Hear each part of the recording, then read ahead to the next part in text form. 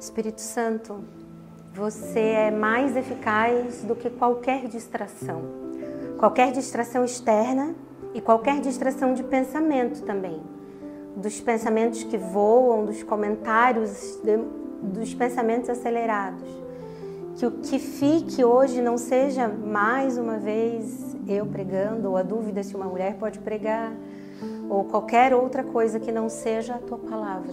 Porque a tua palavra diz que no fim dos tempos até as pedras clamariam. Então, não interessa se é uma mulher, se é um homem, se é uma criança. Tua palavra também diz que no final os velhos profetizarão, os jovens serão sonhos. Enfim, Senhor, a tua palavra é viva e eficaz, independente de quem que esteja falando. Então, que o Senhor possa se revelar hoje através do teu Espírito Santo, em nome de Jesus. Amém. Para a gente compreender melhor a jornada de Hebreus, a gente vai precisar entender um pouquinho sobre o Antigo Testamento. Que a gente vai ver que a carta do autor de Hebreus é uma carta em defesa da pessoa de Cristo. Então a gente vai transitar um pouco sobre algumas demandas relacionadas ao Antigo Testamento. Tá muito alto? Tá, né? Não? Ao Antigo Testamento. E a gente vai ver que o autor de Hebreus vai trazer várias referências do Antigo Testamento, porque ele quer comprovar a pessoa de Cristo. Ele sai em defesa da fé, em defesa do Evangelho. E para isso ele traz citações do Antigo Testamento para confirmar que Cristo é aquele que é revelado em toda a escrita veterotestamentária. Então a Tanakh, que é a Bíblia judaica, eu já falei dela para vocês, ela contém todos os livros do Antigo Testamento iguais aos da Bíblia protestante, porque outras Bíblias contêm livros deuterocanônicos, mas a Bíblia protestante contém os mesmos livros que a Tanakh, só que em ordens um pouco diferentes, tipo 1ª e 2ª Reis eles não dividem, fica só Reis, algumas coisas assim, mas são os mesmos livros. Então, quando o cânon significa regra, padrão, a norma. Então, quando o cânon da Tanakh foi fechado em 70 depois de Cristo, ali na segunda destruição do Templo de Jerusalém, quando foi destruído o templo, se viu a necessidade do povo judeu juntar, porque para eles a Torá já era sagrada, né? Mas eles viram a necessidade de juntar os outros escritos para poder... Não, esses escritos, eles evidenciam a nossa fé e ali eles fecham o cânon da Tanakh. É importante a gente entender isso, porque o livro de Hebreus, ele foi escrito mais... pelo que a gente acredita, né, entre 65 e 70 depois de Cristo, porque ele foi escrito antes da destruição do Segundo Templo e ele faz alusão à soltura de Timóteo. Então, como esse episódio com Timóteo aconteceu em 64, então a carta foi entre 65 e 70 depois de Cristo. Então, o fechamento do cânon da Tanakh levou em consideração algumas coisas. Então, tá, Renato, o que é isso? Uma aula de história? Não, mas para a gente entender como que a gente vai ler o livro de Hebreus, qual a importância que a gente tem que dar para o que esse autor está falando. Então, os critérios da Tanakh. Os livros deveriam ser escritos originalmente em hebraico ou em aramaico. Isso é muito importante porque eles estavam agora vivendo num contexto grego. Então, eles rejeitavam os escritos gregos e eles excluíam todas as obras compostas unicamente em grego, né? Os livros deveriam ter sido escritos antes do que eles chamam de cessação da profecia. Cessação da profecia é o que é para nós o período intertestamentário, que são aqueles 400 anos onde se acredita que Deus não levantou mais nenhum profeta. Qual foi o primeiro profeta que Deus levantou depois de 400 anos? Vamos lá. João Batista, muito bom. Os livros deveriam ter sido escritos por um profeta reconhecido e inspirado por Deus, e o conteúdo não deveria contradizer a Torá. Ok, então eles fecham os livros deuterocanônicos, que são a Tanakh ou o nosso Antigo Testamento. Então você pode tranquilamente conversar com um judeu sobre o Antigo Testamento, porque vocês vão estar falando sobre as mesmas coisas. Amém? Da mesma forma, o cânon do Antigo Testamento seguiu alguns critérios. Então, para a gente entender, beleza, Tanakh, foi feito um cânon, foi inspirado por Deus. Eles seguiram critérios para entender quais eram os livros inspirados por Deus. Por que é importante a gente entender isso antes de entrar na carta do autor de Hebreus aos hebreus, que são os judeus, né? Porque a gente está falando para a gente acreditar num livro que a gente não sabe quem escreveu, porque não sabemos quem foi o autor de Hebreus, e que foi colocado na Bíblia. Não parece uma loucura? Então, se for assim, eu pego o livro dos Mormons, coloco na Bíblia e começo a acreditar nele. É importante que vocês saibam, parece informação tola, mas é importante que vocês saibam por que a palavra de Deus é fidedigna. Porque quando o autor de Hebreus vai falar com os hebreus, ele usa a Tanakh como base daquilo que ele vai revelar agora no Novo Testamento. É importante que a gente entenda isso, porque senão a gente se perde em vãs doutrinas, como uma folha seca, um vento bate, a gente vai. Amém? Então, para fechar o cânon bíblico do Novo Testamento, a igreja primitiva compreendeu que precisariam ser usados os escritos, que fossem escritos por um dos apóstolos ou por um representante direto de um dos apóstolos. Então, um dos apóstolos, Mateus, João, Pedro, ou um associado direto, como Marcos, Lucas, que foi associado de Paulo, e etc. O conteúdo tinha que apresentar ortodoxia, ou seja, estar em conformidade com a doutrina cristã ensinada pelos apóstolos. Então, nenhum livro do Novo Testamento poderia estar contrário aos ensinos dos apóstolos. E é por isso que nós não acreditamos que existem apóstolos hoje. E o conteúdo não poderia, né, o conteúdo do Novo Testamento contradizer nenhum dos escritos veterotestamentários. Então, todo o tempo, quando você for ler o Novo Testamento, ele não vai contradizer o Antigo Testamento.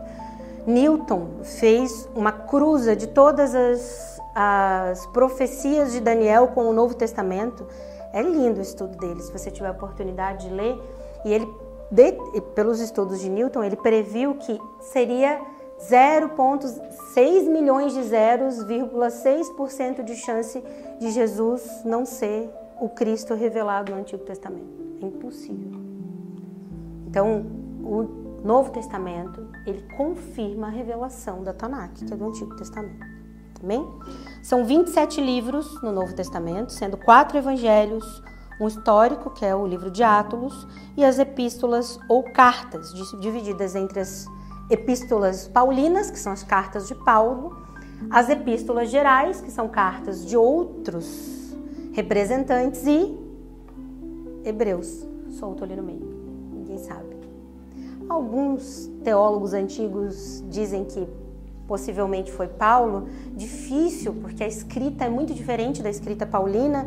Alguns dizem que pode ter sido Lucas. A verdade é que o autor de Hebreus não quis dizer quem ele era. Mas é possível que ele fosse de fato um hebreu convertido, porque ele entende muito da Tanakh e ele entende muito de toda a história judaica. Bom, o autor de Hebreus, ele sai em defesa da fé cristã, a gente vai entender, mas a ótica que a gente tem que ter para olhar para Hebreus é a apresentação de um Cristo que é superior aos anjos, em sua divindade, em sua deidade, na sua aceidade, sua superioridade aos profetas, aos reis, bem como à humanidade, sua revelação, sua compaixão e sua humildade. Então, o autor de Hebreus vai apresentar o Jesus rei, o Jesus profeta, o Jesus divino e o Jesus homem, mas superior a tudo isso, porque é o Senhor da criação. E a gente vai compreender por que foi tão difícil, por que é tão difícil preparar esse sermão, dar esse sermão e ouvir esse sermão. Porque nunca é difícil se você for falar da figura de Deus. Se você for falar do mover do Espírito Santo, enche, fácil. Mas se você for falar da pessoa de Cristo, porque todo o resto são só sombras se não for acessado por Cristo. São só movimentos, experiências. Não são a verdade é revelada somente por Cristo. E é o mais difícil da gente falar, crer, estudar, ouvir. O autor de Hebreus, ele vai começar falando que o sacrifício de Cristo, a gente já vai ler a palavra, ele é definitivo, ele é superior aos sacrifícios que os sacerdotes faziam no Antigo Testamento. A aliança que Cristo firma é uma aliança superior às alianças do Antigo Testamento. Quem faz estudo bíblico sabe, né, que a gente vai compreendendo as alianças não como uma excluindo a outra, mas como uma revelação progressiva da aliança perfeita que se consuma em Jesus. Ele é a aliança perfeita de Deus conosco. Aqueles eram homens imperfeitos que ofereciam sacrifícios imperfeitos, realizados por sacerdotes imperfeitos. Jesus é o sacerdote perfeito que ofereceu a si mesmo um sacrifício perfeito para aperfeiçoar homens imperfeitos. O teólogo puritano Thomas Watson disse que Jesus Cristo é a maravilha dos anjos, a felicidade e o triunfo dos santos. O nome de Cristo é doce, é música aos ouvidos, mel na boca, calor no coração. É lindo ver os teólogos antigos escrevendo, porque é um bando de homem barbudo apaixonado, escrevendo carta de amor. Coisa linda, pura Jesus, entendeu? Que lindo.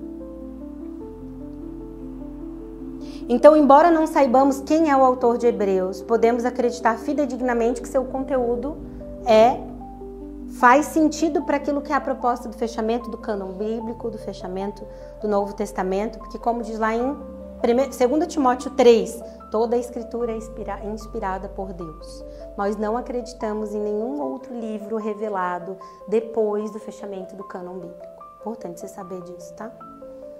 Nós não acreditamos que a tradição é tão importante quanto a palavra, que vão ser acrescentadas. Nós não acreditamos que a Bíblia contém a palavra de Deus. A Bíblia não contém a palavra de Deus, a Bíblia é a palavra de Deus. Ela é a manifestação perfeita da palavra do Senhor. Inerrante, infalível. É importante a gente compreender isso. Ela não é o nosso papa de papel. Ela é a revelação escrita da palavra de Deus. Amém? Quando Satanás tenta persuadir a mentalidade, a sua mentalidade, a minha, nossa. Porque assim, quando você converte, início, né? Quando você está no mundo, quais são as lutas? O basicão, né? Sei lá, traição, roubar, passar o outro para trás, mentir. Aí você converte, você ainda tá nessas lutas ali, pornografia. Aí você vai caminhando com Cristo e essas lutas vão ficando mais internas, dentro do coração. Não são mais externas, é na sua mente. É desejar o mal pro outro, é ter raiva, é ter medo, ansiedade. As lutas vão ficando diferentes, né? Mais difíceis. Quando Satanás ele tenta corromper a nossa mentalidade e distorcer, ele geralmente não vai tentar distorcer na humanidade sobre quem Deus é. Parece uma heresia, mas vamos comigo. Segundo uma pesquisa global, que saiu em 2023 da Global Religion, a média daqueles que dizem que acreditam em Deus no mundo é de 61%. 61% das pessoas no mundo dizem que acreditam em Deus, mas uma forma de Deus.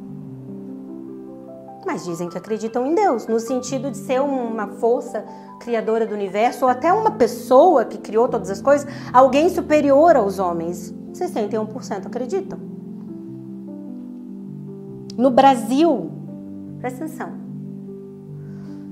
no Brasil esse índice sobe para 89% da população acredita em Deus.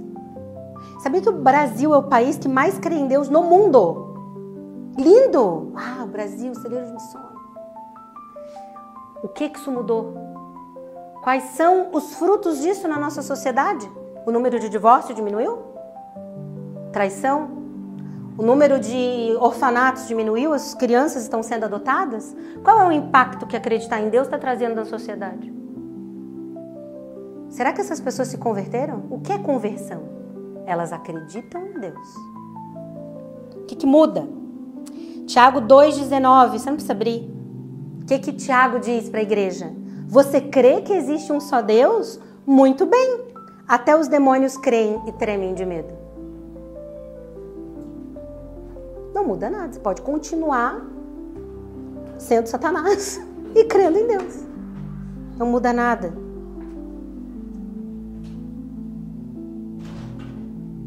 Como nós sabemos, como eu falei antes, quando Satanás tenta persuadir a mentalidade e os pensamentos da humanidade, Satanás não vai tentar distorcer quem Deus é. Ele deixa. Quer acreditar em Deus assim? Não tem problema. Satanás não disputa com Deus. Ele não quer. Ele mesmo crê, realmente. Como Satanás está do lado. Eu imagino Satanás conversando com um ateu. Não, tá doido? Ele existe. Satanás converteria um ateu, porque ele acredita em Deus. Ele tenta distorcer quem Cristo é. Porque é só através de Cristo que você chega à revelação plena de quem o Pai é. Senão, você crê em um Deus, que a sua mente montou de acordo com a sombra que você projetou, como diz nosso amigo Marco Teles. Para a gente entender, para o hinduísmo, Jesus existiu. Mas ele foi um grande guru, uma manifestação corporal de um Deus imortal, e seus conselhos podem ajudar as pessoas a serem conduzidas à plenitude. Mas não é o Filho de Deus. Já parou para pensar que de vez em quando você para assim, não, Deus, realmente Deus existe, porque, tipo, a criação, as coisas, mas um homem morreu e foi o suficiente? Você sempre vai ser pego a voltar para esse lugar de que Jesus foi insuficiente. E às vezes não é tão declarado. Às vezes sabe como é? Caramba, isso aqui aconteceu por quê? Qual foi a brecha que eu dei? Estou orando menos? O que eu estou fazendo? Como se o seu desempenho fosse fazer algo para aplacar a ira de Deus. E aí isso rompe o teu relacionamento com Cristo. Você passa a se relacionar com Ele como um chefe, que vai fazer algo por você, não como um pai que já fez. Ele já te libertou na cruz. Para o budismo, Jesus foi um homem iluminado, um revolucionário. Eu estou falando as maiores religiões do mundo, né? Não vou pegar as menores, mas as maiores. Para o shintoísmo, que é a religião oficial do Japão, e para o taoísmo, que é da China, Jesus nem existe. Ou se existe, para aqueles que existem, foi um grande mestre. Para o Islã, Jesus ou Isa, o Islã acredita em Cristo como o Messias, profeta que antecedeu Maomé, mas, inclusive, nasceu de uma virgem. Voltará junto com Mahdi. Muito parecido, mas não é filho de Deus. Inclusive, o Islã nos condena por sermos politeístas, porque se nós adoramos a Trindade, nós adoramos a três deuses. Porque o conceito de Trindade é difícil para quem vê de fora. Foi acompanhado? Foi. Para os judeus, Jesus foi um mestre, um rebelde, mas não o Filho de Deus. Cerca de 31% da população mundial se define como cristã. 31% da população mundial. Esse número está caindo. Nos últimos 10 anos caiu para 28%, enquanto o grupo dos sem religião e o Islã cresce a larga escala.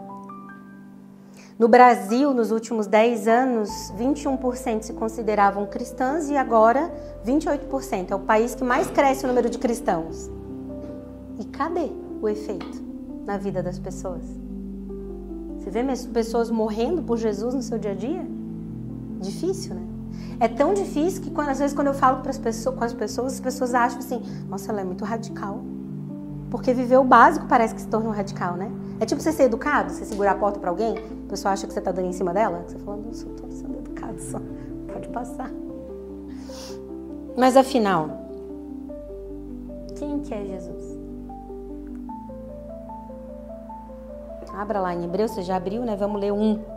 Há muito tempo Deus falou muitas vezes e de várias maneiras aos nossos antepassados por meio dos profetas, mas nesses últimos dias falou-nos por meio do Filho, a quem constituiu herdeiro de todas as coisas e por meio de quem fez o universo. O Filho é o resplendor da glória de Deus e a expressão exata do seu ser, sustentando todas as coisas por sua palavra poderosa. Vamos ler até aqui por enquanto. O autor de Hebreus começa falando nos versículos 1 e 2, que a gente cantou, que o Filho é a exata expressão do ser de quem Deus é. Ele é o esplendor da glória do Pai. E ele vai começar a trazer, nos próximos versículos, passagens do Antigo Testamento para comprovar que Cristo é maior que os profetas e maior que os anjos. O teólogo Matthew Henry, eu acho que é isso, afirma que muitos judeus tinham certa superstição pelos anjos e viam esses anjos como mediadores entre Deus e os homens. Assim era necessário que o autor de Hebreus insistisse não apenas em Cristo ser o Criador de todas as coisas e, portanto, o Criador dos próprios anjos, mas também em ser o Messias ressuscitado e exaltado, e todas as outras coisas estão sujeitas a ele.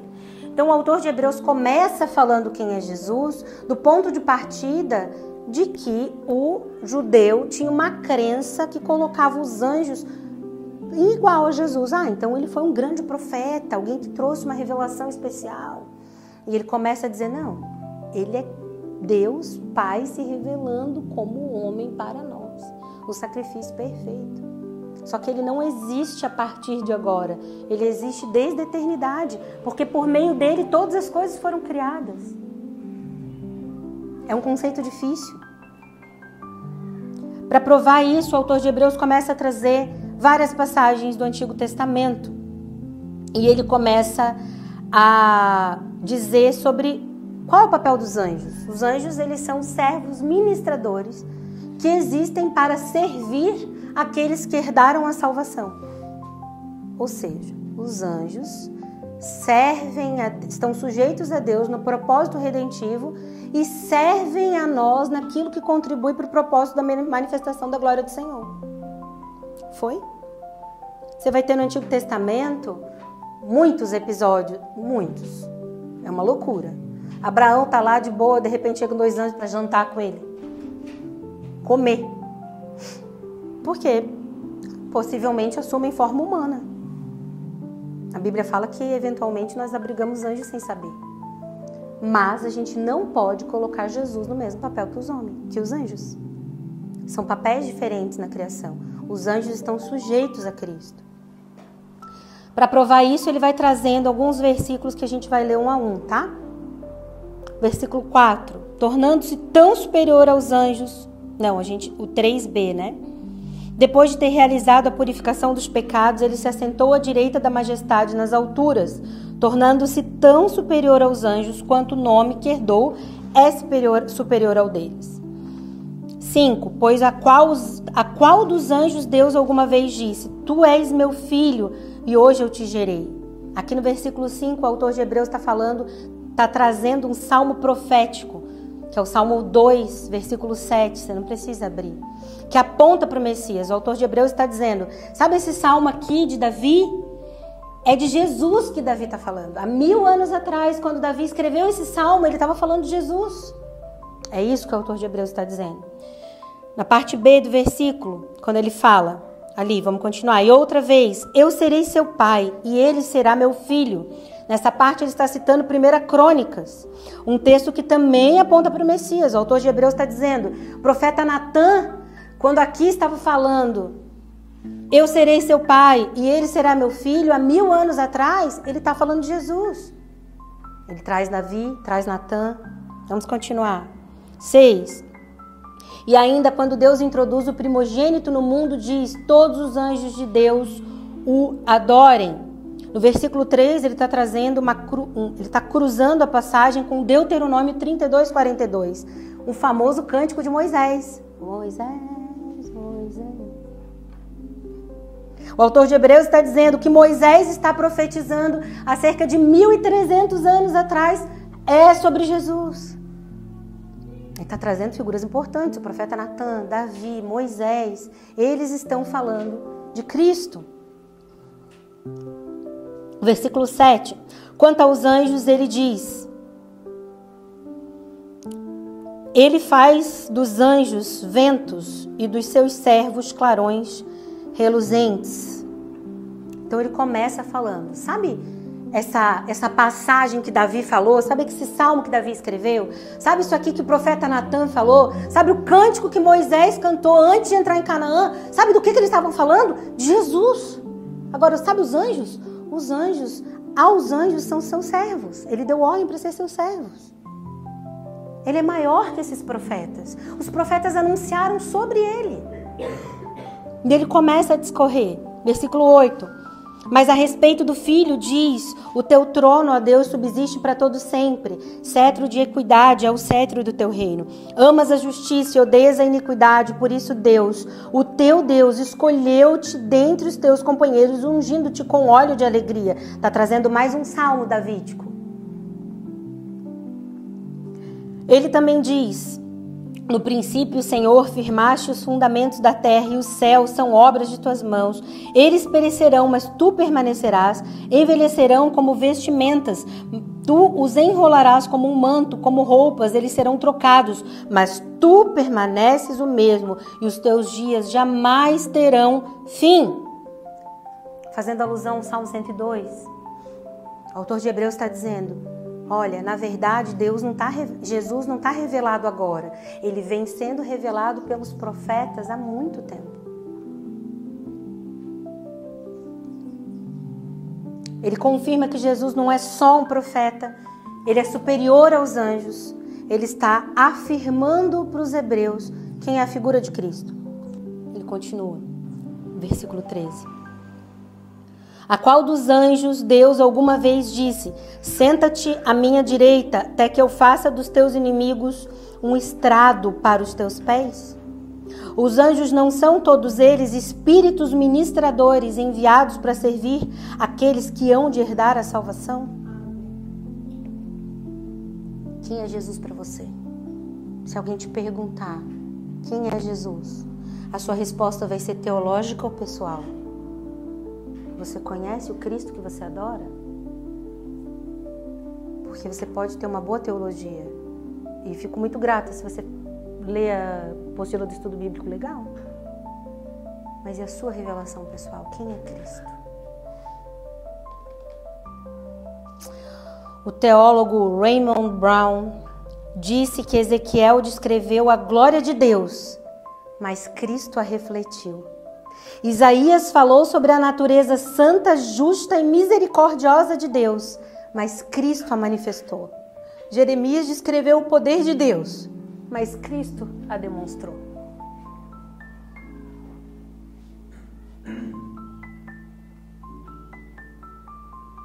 Quando você tem uma revelação pessoal de quem Jesus é, não dá para desver, né, Jesus.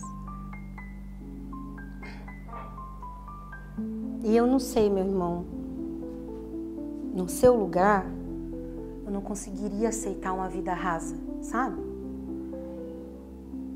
Acho que eu me trancaria no meu quarto. E eu falo isso de um ponto de vista de quem fez e faz isso continuamente. Jesus, eu não quero esse lugar. Eu quero te conhecer de verdade. Me leva num lugar mais fundo. O que eu preciso fazer? É jejuar, orar, eu não sei, eu vou ficar aqui até você se manifestar, mas eu não vou parar de orar, não vou parar de falar com você. É lindo você ler a Bíblia. Leia, não pare de ler.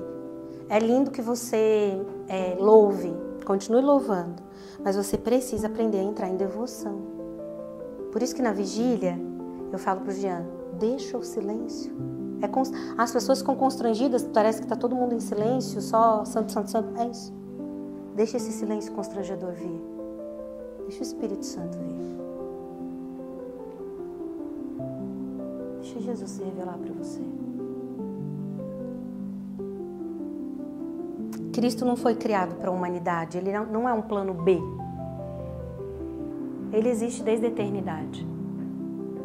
Ele não foi criado para a humanidade. Mas ele abriu mão de sua glória e se fez homem por nós. Se a gente olha apenas para o Cristo homem, a gente corre o risco de se colocar num lugar de deidade. Ele foi feito para mim. Eu sou o centro do coração de Deus. Mas se a gente olha somente para o Cristo Deus, a gente não consegue compreender o tamanho do amor que abriu mão de sua glória, se fez carne por mim e por você. 100% homem, 100% Deus. Convivendo entre si.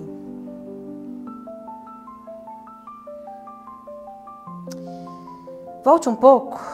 Vamos para João, um dos evangelhos. Presta atenção no que João está falando aqui. No princípio, aquele que era a palavra para. Viaja aqui comigo um pouquinho.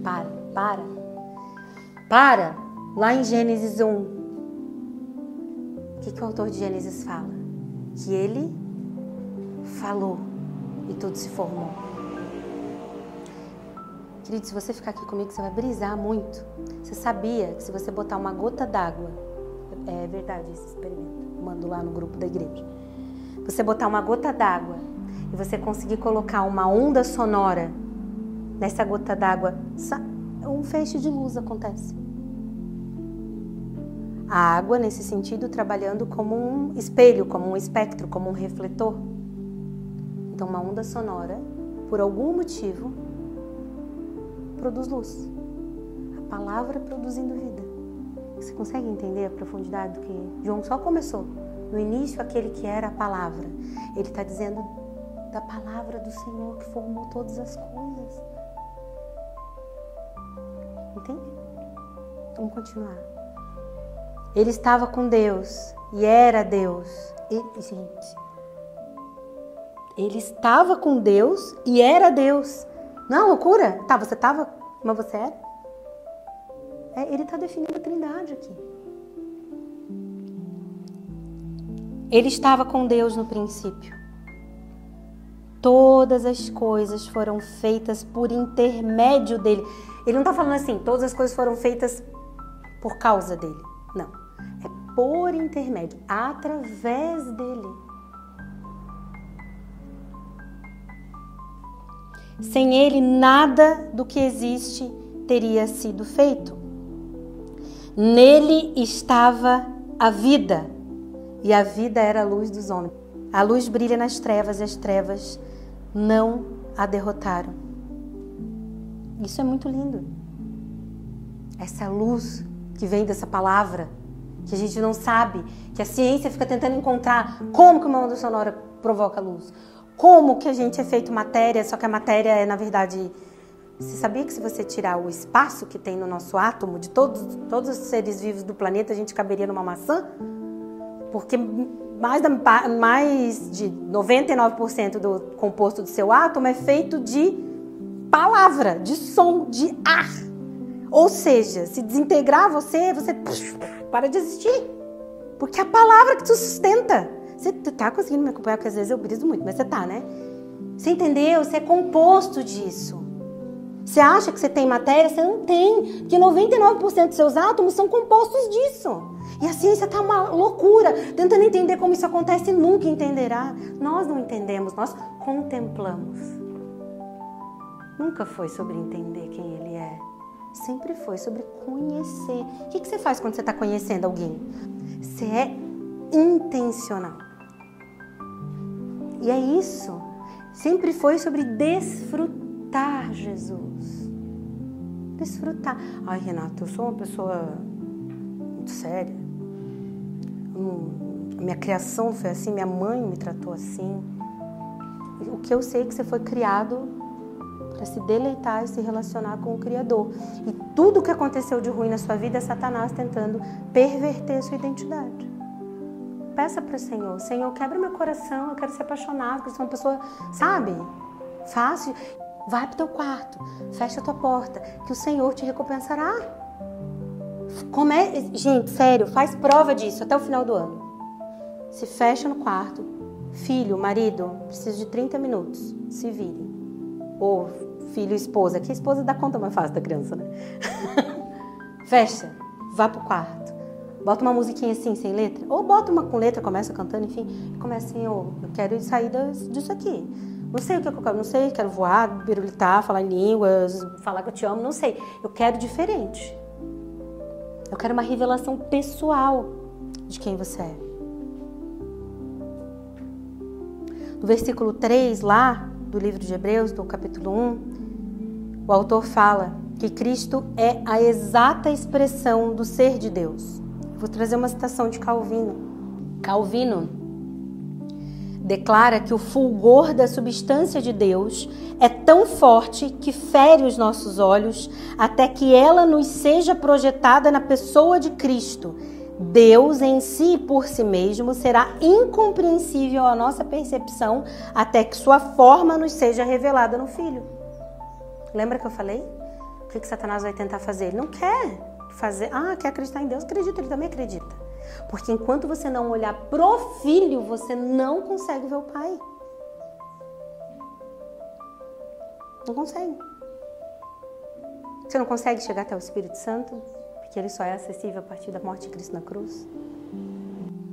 Para nós, para você, quem Jesus é? Pessoalmente. Quem é Jesus? Tem um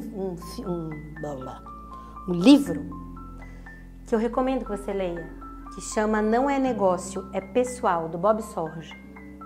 Um livro pequenininho, que ele fala de anos e anos e anos de ministério, sendo pastor, em que Jesus era um negócio não no sentido de um negócio de dinheiro, mas no sentido de um negócio, tem que ler a Bíblia, tem que fazer devocional, tem que orar, tem que...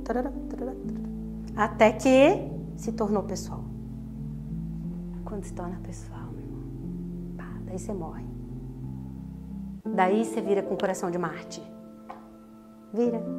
Daí, assim, amo meu filho, amo meu marido, não importa, não são o centro da minha vida. Jesus é o centro da minha vida. Pode vir perseguição, governo de direita, de esquerda, de centro, de cima, de baixo, triângulo. Não interessa, vai perseguindo. Sua intenção não é fugir. Olha que loucura, quando se torna pessoal, vamos supor, todos os cristãos estão sendo todos perseguidos, e agora? Você vai ser o primeiro a olhar e falar assim, para quem que falta falar de Jesus? Vambora, vou morrer. Muda. A mentalidade muda. Eu quero finalizar essa palavra. Você vai voltar. Vai para a primeira. Vamos para Mateus. Vamos para primeiro evangelho. Mateus 16. Quando eu estava finalizando a palavra, falar de Jesus mexe muito comigo. Porque eu só consegui. Eu já contei meu testemunho aqui, né? Mas eu só consegui me manter firme na fé quando eu tive uma revelação pessoal de Jesus. Então eu fui criada na igreja a vida inteira, tive muitas experiências com o Espírito Santo, muitas. E elas não estão invalidadas, elas foram reais. Mas quando Jesus se revelou, foi diferente. E aí falar de Jesus me lembra de quando ele se revelou para mim, sabe? E eu lembro que eu orava muito assim, então eu quero uma coisa pessoal, então tem... E olha, imagina, gente, minha primeira experiência com o Espírito Santo foi aos 9 anos de idade, falando em línguas. Então, eu tive sempre muita experiência, sonho, visão legal, mas não era ainda a manifestação pessoal de Cristo, entende? E daí, quando Cristo se revelou pra mim, é um negócio assim, ó, tu quer viver nesse lugar o resto da vida. E não é uma experiência, é uma revelação pessoal. Quem Cristo é pra mim?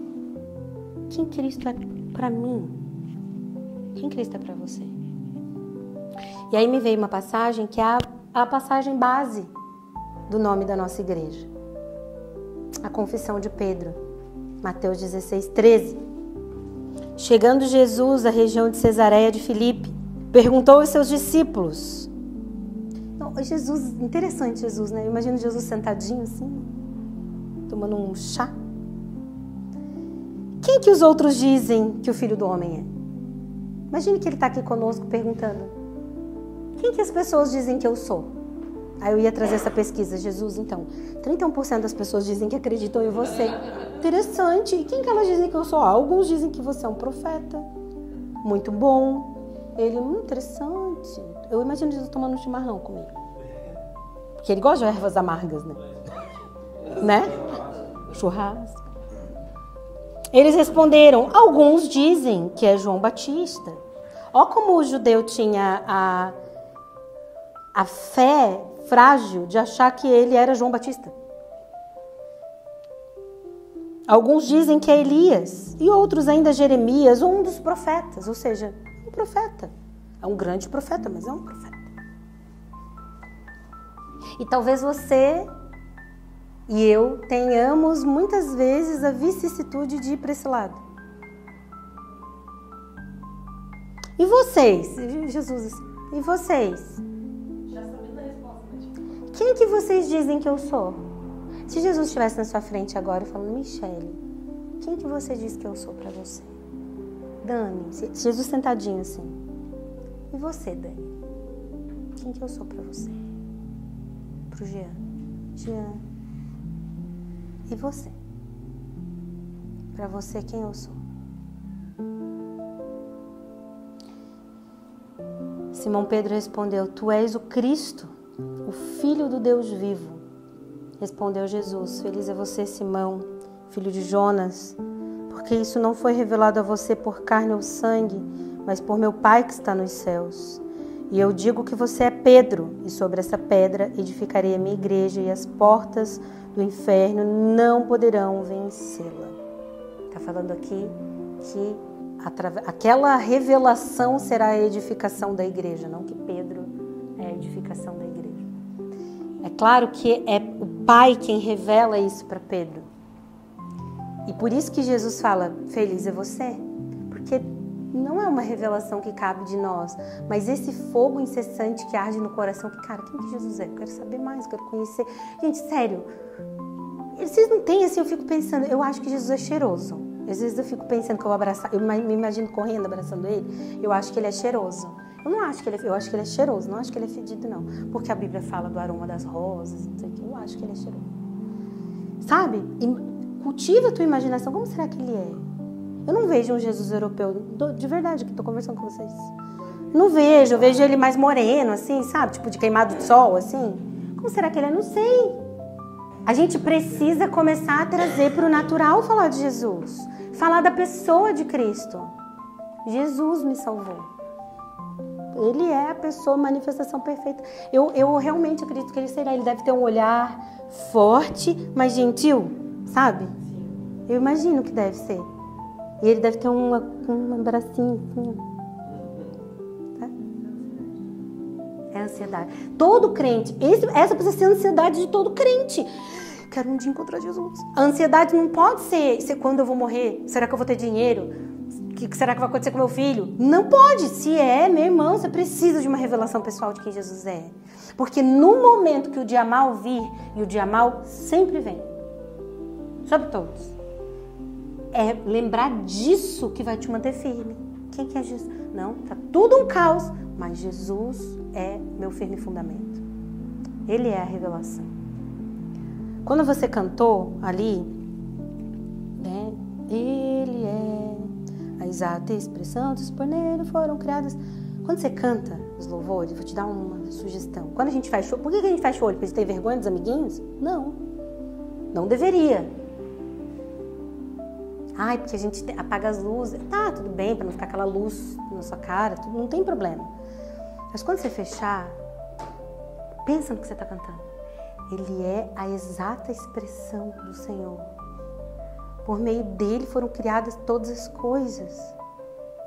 Por uma vibração de uma palavra que falou e tudo se formou. As mãos que sustentam. Isso é muito incrível. A gente precisa...